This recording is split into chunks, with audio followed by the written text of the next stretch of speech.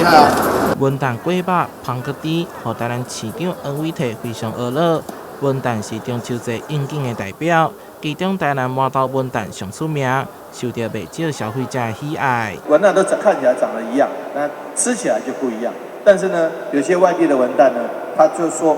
自己是麻豆文旦，就用麻豆文旦的价格来销售给消费者。为了保障民众会使买到正港的台南文旦，台南市府甲两大通路业者合作，伫全台2100间门市贩售，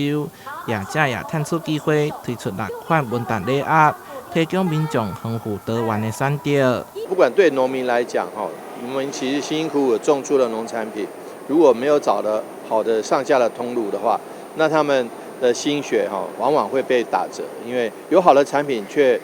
没有办法交到这个市场最优质的消费者手里，往往会被一些盘口啦，会被一些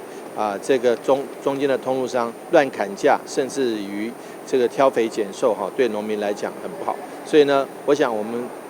继之前的这个